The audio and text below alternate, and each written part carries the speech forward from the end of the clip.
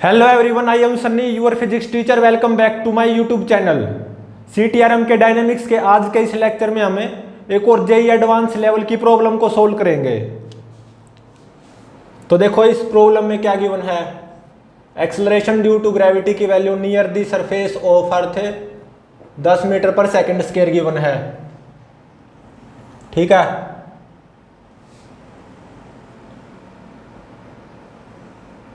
और मान लो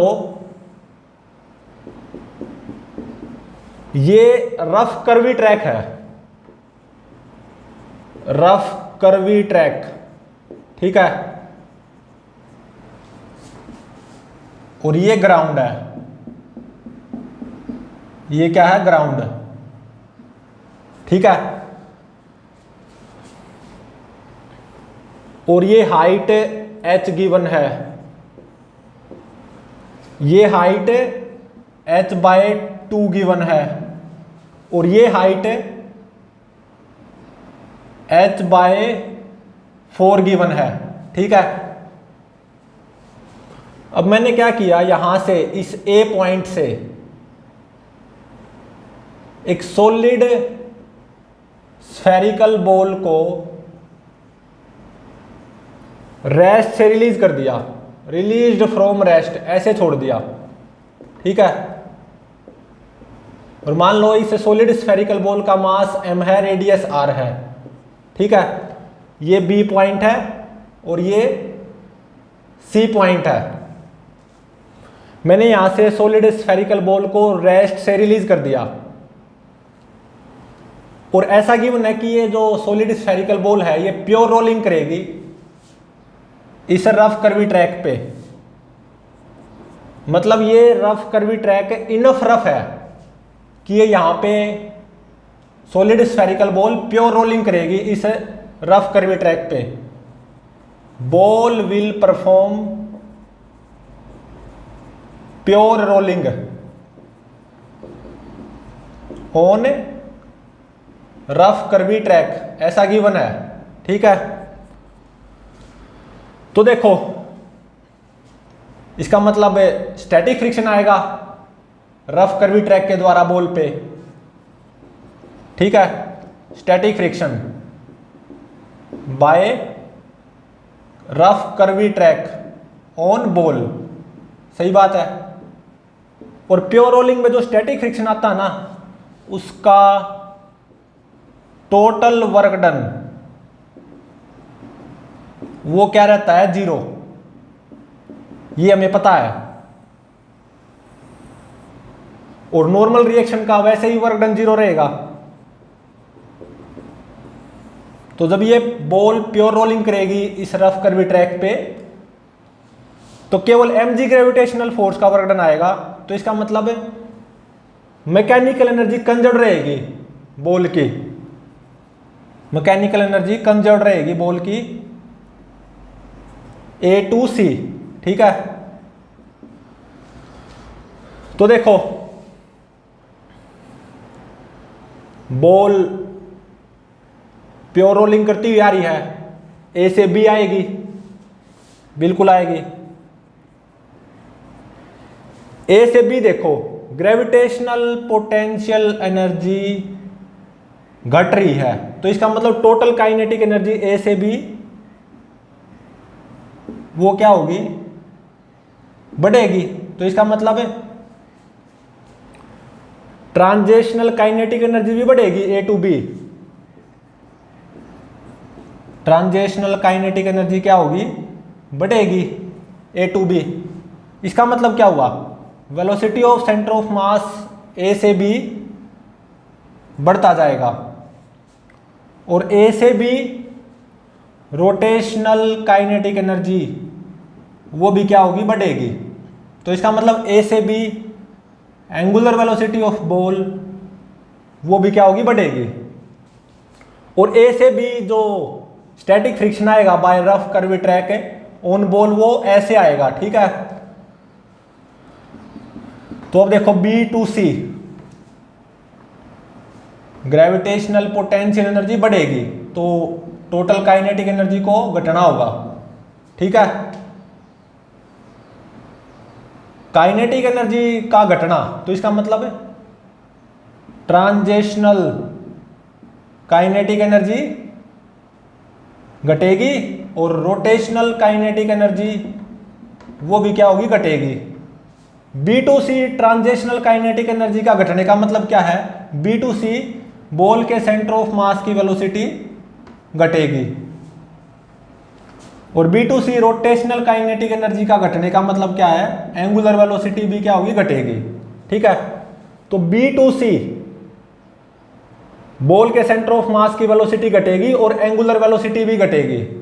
ठीक है, तो इसका मतलब B2C बॉल पे ऐसे आएगा स्टैटिक फ्रिक्शन, मतलब ये बॉल प्योर रोलिंग करेगी, क्लॉकवाइज सेंस में घूमेगी, A to B angular velocity बढ़ती जाएगी, सेंटर ऑफ मास की वेलोसिटी भी बढ़ेगी। ठीक है, तो जब इस B पॉइंट पे पहुंचेगी बॉल, तो मान लो बॉल के सेंटर ऑफ मास की वेलोसिटी वो होगी VB और angular velocity about centre of mass in clockwise sense वो होगी ओमेगा B। और जब बॉल इस C पॉइंट पे पहुंचेगी तो मान लो बॉल के सेंटर ऑफ मास की वेलोसिटी होगी VC और क्लॉकवाइज सेंस में angular velocity about centre of मास वो होगी omega C। B2C velocity of centre of मास भी घटेगी और एंगुलर वेलोसिटी भी घटेगी। एंगुलर वेलोसिटी घटेगी B2C, ऐसा सोचो कब हो सकता है, जब B2C बॉल पे static friction by rough curvy track ऐसे आए। ठीक है, और A से B बॉल के सेंटर ऑफ मास की वेलोसिटी बढ़ेगी, एंगुलर वेलोसिटी भी बढ़ेगी।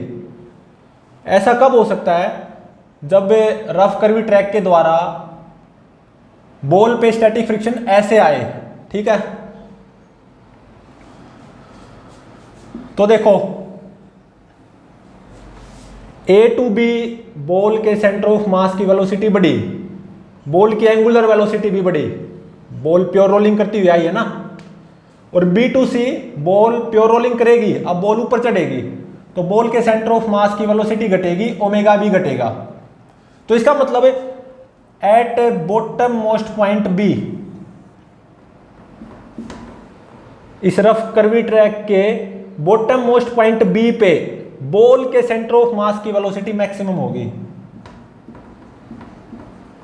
और एंगुलर वेलोसिटी ओमेगा B वो भी क्या होगी, मैक्सिमम होगी। ठीक है, तो बॉल प्योर रोलिंग करती करती यहां पे पहुंची, एट C पॉइंट बॉल के सेंटर ऑफ मास की वेलोसिटी मान लो VC और about centre of mass ball की एंगुलर वेलोसिटी ओमेगा C।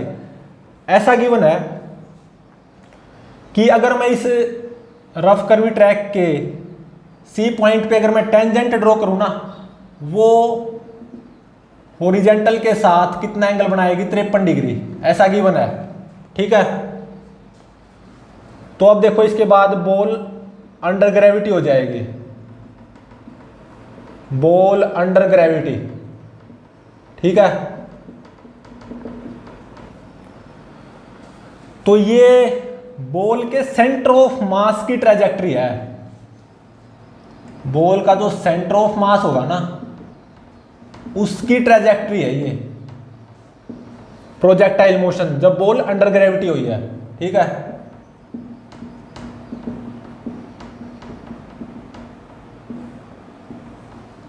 और देखो बॉल ग्राउंड पे इस D पॉइंट पे हिट करेगी, मान लो यहां से कितनी दूर, R डिस्टेंस दूर, ये R फाइंड आउट करना है। ठीक है, और just before hitting the ground ball के सेंटर ऑफ मास की वेलोसिटी मान लो कुछ ऐसे होगी। ठीक है, हालांकि वो फाइंड आउट नहीं करना, वो भी कर सकते हैं वैसे मैकेनिकल एनर्जी कंजर्वेशन का यूज करते हुए। और देखो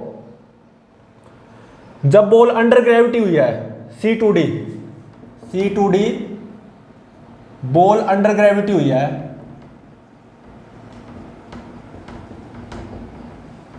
तो देखो C टू D के बीच में कोई भी पॉइंट मान लो, ये मान लिया मैंने। ठीक है, तो मान लो ये E पॉइंट है, ठीक है, सी से डी के बीच में कोई भी पॉइंट है ई जनरल। तो जब बॉल यहां पे पहुंची है तो बॉल के सेंटर ऑफ मास की वेलोसिटी कुछ ऐसे होगी, सही बात है। और देखो बॉल पे ग्रेविटेशनल फोर्स mg, केवल यही तो आएगा। C2D बॉल अंडर ग्रेविटी है तो बॉल के सेंटर ऑफ मास पे आएगा ना ग्रेविटेशनल फोर्स mg। तो इसका मतलब C2D net torque about centre of mass on ball, वो क्या होगा 0। इसका मतलब है C2D ball centre of mass के अबाउट क्लॉकवाइज सेंस में omega C constant angular velocity से रोटेट करेगी। C2D ball will rotate in a clockwise sense about centre of mass with constant omega C angular velocity. ठीक है, क्योंकि देखो जब C2D ball under gravity है तो जो ग्रेविटेशनल फोर्स आएगा mg, इकलौता ग्रेविटेशनल फोर्स mg बॉल पे, वो बॉल के सेंटर ऑफ मास पे आएगा। तो इसका मतलब बॉल पे टॉर्क अबाउट सेंटर ऑफ मास 0 रहेगा जब बॉल अंडर ग्रेविटी रहेगी। तो इसका मतलब है बॉल की जो एंगुलर वेलोसिटी होगी जब बॉल C2D होगी under gravity, about centre of mass ball की एंगुलर वेलोसिटी कांस्टेंट रहेगी ओमेगा सी। ठीक है, और ये C2D जब बॉल अंडर ग्रेविटी है ये बॉल के सेंटर ऑफ मास की ट्रेजेक्टरी है, ये भी ध्यान रहे। ठीक है, और जो कि प्रोजेक्टाइल मोशन होगा। तो C2D ये प्रोजेक्टाइल मोशन किसका है, बॉल के सेंटर ऑफ मास का, ये ध्यान रहे। और देखो C2D केवल ग्रेविटेशनल फोर्स mg है और वो कंजर्वेटिव फोर्स है, तो C2D भी मैकेनिकल एनर्जी कंजर्व रहेगी बॉल की। ठीक है, और C2D ये बॉल के सेंटर ऑफ मास की ट्रेजेक्टरी है, प्रोजेक्टाइल मोशन, ये ध्यान रहे। और C2D जब बॉल अंडर ग्रेविटी होगी तो बॉल सेंटर ऑफ मास के अबाउट क्लॉकवाइज सेंस में omega C constant angular velocity से रोटेट करती हुई आएगी। ठीक है, और ये बॉल के सेंटर ऑफ मास की ट्रेजेक्टरी है विच इज प्रोजेक्टाइल मोशन। तो अब देखो A to B, मैं बॉल पे मैकेनिकल एनर्जी कंजर्वेशन अप्लाई कर रहा हूं। A to B mechanical energy conservation apply करने जा रहा हूं बॉल पे। और ये भी देखो जो सॉलिड स्फेरिकल बॉल का मोमेंट ऑफ इनर्शिया होगा ना अबाउट सेंटर ऑफ मास, वो क्या होगा 2/5 mr²। ठीक है, ये होता है। और A से B मैं बॉल पे मैकेनिकल एनर्जी कंजर्वेशन अप्लाई करने जा रहा हूं और ग्राउंड लेवल पे मैं ग्रेविटेशनल पोटेंशियल एनर्जी को 0 लूंगा रेफरेंस के तौर पे। ठीक है, आप कहीं पे भी ग्रेविटेशनल पोटेंशियल एनर्जी को 0 ले सकते हो रेफरेंस के तौर पे। मैं क्या कर रहा हूं, ग्राउंड लेवल पे ग्रेविटेशनल पोटेंशियल एनर्जी को 0 ले रहा हूं रेफरेंस के तौर पे। ठीक है, और देखो A to B mechanical energy conservation apply कर दो। A पे मैकेनिकल एनर्जी क्या होगी, काइनेटिक एनर्जी तो 0 क्योंकि रेस्ट से रिलीज किया है, तो केवल ग्रेविटेशनल पोटेंशियल एनर्जी होगी, वो होगी mgh। वो किसके बराबर होगी, B पॉइंट पे मैकेनिकल एनर्जी के बराबर। B पॉइंट पे ग्रेविटेशनल पोटेंशियल एनर्जी कितनी आएगी, mgh/4 प्लस B पॉइंट पे काइनेटिक एनर्जी आएगी और वो क्या होगी, translational kinetic energy plus rotational kinetic energy. Translational kinetic energy क्या होगी, 12 mvb² plus rotational kinetic energy at point B, वो क्या होगी 1/2 ICM 2/5 mr² इंटू में ओमेगा b²। ठीक है, और देखो प्योर रोलिंग है ना इस रफ कर्वी ट्रैक पे, तो इसका मतलब VB R ओमेगा B के बराबर होगा और VC R ओमेगा C के बराबर होगा। ठीक है, क्योंकि प्योर रोलिंग है। रफ कर्वी ट्रैक पे। तो ओमेगा बी की value V B by R यहाँ पे पुट कर दो, तो V B square divided by R square से आर स्क्वायर कैंसल, 2 से 2 कैंसल, ठीक है, m से m कैंसल, तो GH माइनस GH बाई 4 ये आ जाएगा 3GH बाई 4 किसके बराबर होगा, वी बी स्क्वायर 1/2 प्लस 1/5, ठीक है। ए से बी मैकेनिकल एनर्जी कंजर्वेशन का यूज किया मैंने, तो 7 V B square divided by 10 ये आ गया 3GH बाई 4। तो वी बी स्क्वायर क्या आ जाएगा, 10 इंटू में 3GH डिवाइडेड बाय 7 इंटू में 4, तो 2 5 10, 2 दूनी 4, तो वी बी कितना आ गया, root of 15GH divided by 14, ठीक है, ये आ गई वी बी की वैल्यू।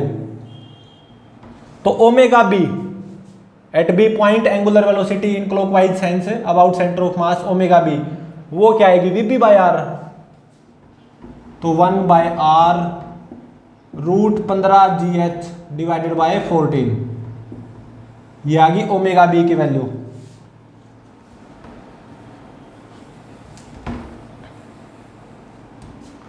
तो अब देखो, just before hitting ground ball के सेंटर ऑफ मास की वेलोसिटी ऐसे,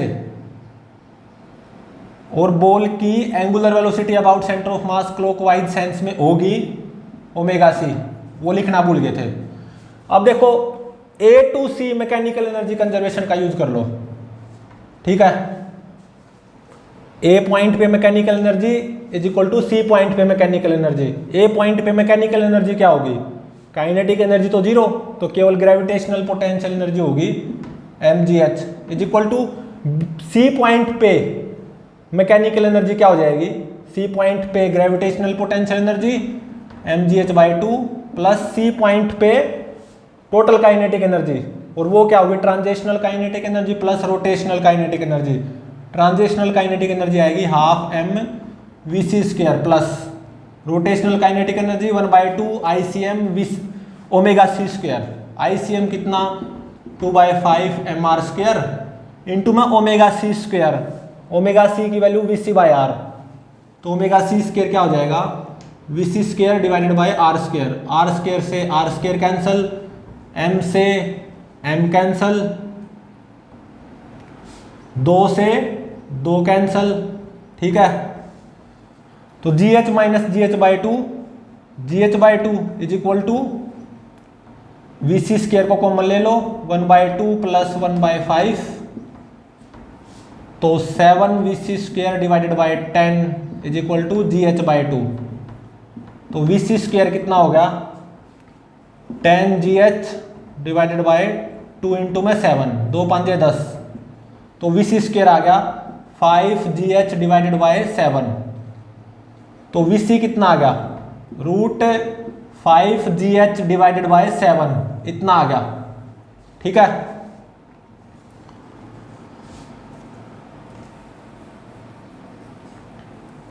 तो VC की वैल्यू कितनी आ गई, root 5GH divided by 7, omega C की value VC by R 1/r root 5GH divided by 7, ठीक है।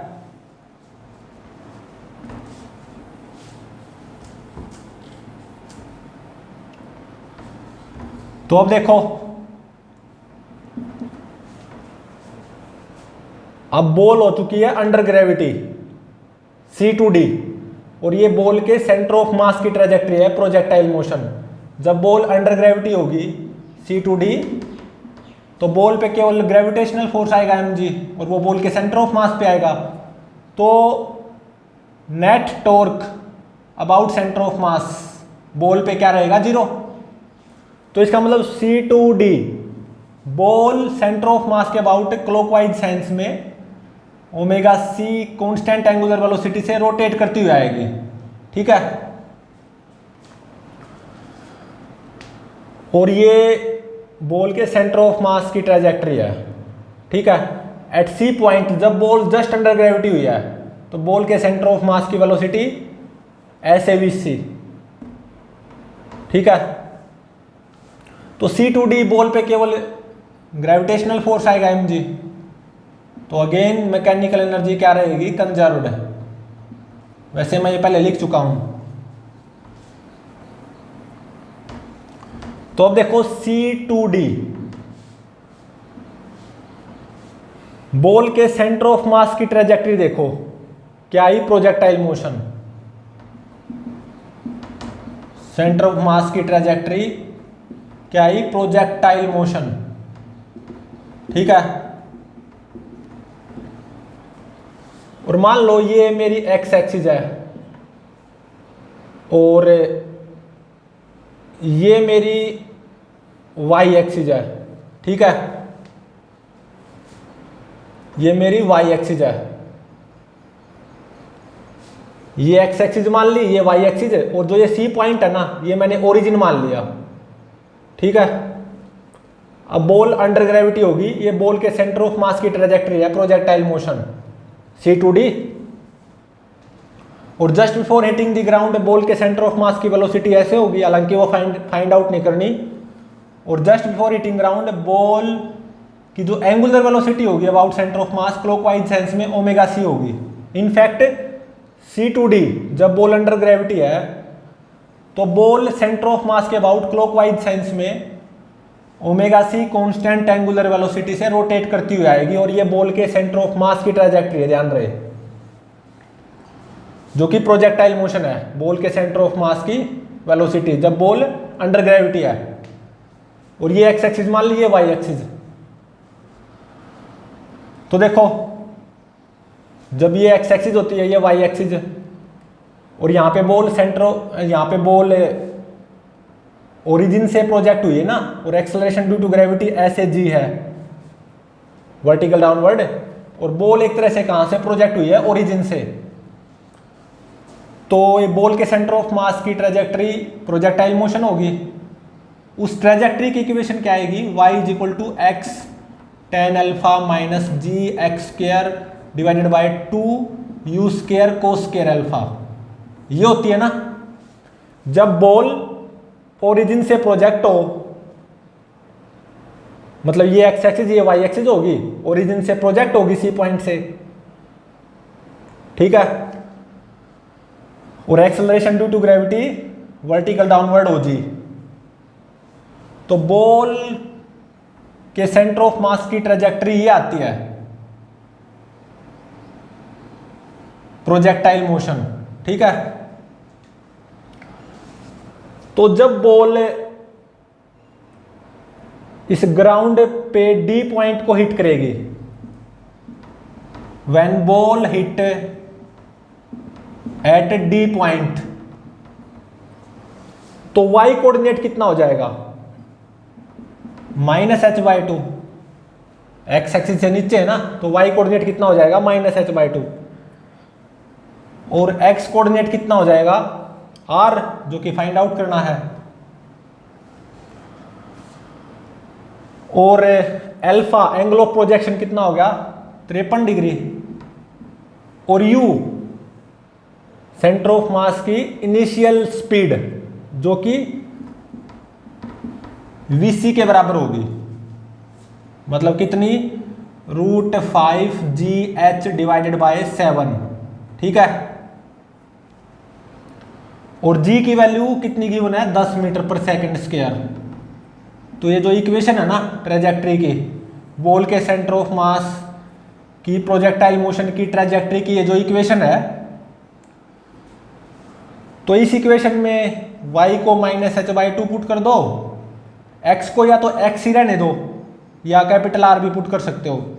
ठीक है, अल्फा को angle of projection 53 degree, initial speed of centre of mass of ball u is equal to V C is equal to √5gh/7 और g को 10 put कर दो तो ये x में या r में क्वाड्रेटिक इक्वेशन आ जाएगी। क्वाड्रेटिक इक्वेशन इन x या r। x की जगह r पुट नहीं करोगे तो x में क्वाड्रेटिक इक्वेशन आएगी। तो जब आप उस क्वाड्रेटिक इक्वेशन को सोल्व करोगे तो आफ्टर सॉल्विंग x की वैल्यू आएगी या कैपिटल R की वैल्यू 0.954h। ठीक है, ये मेरा आंसर हो गया। यही फाइंड आउट करना था ना, और ये आंसर कितना आया 0.954h। ठीक है, स्मॉल h,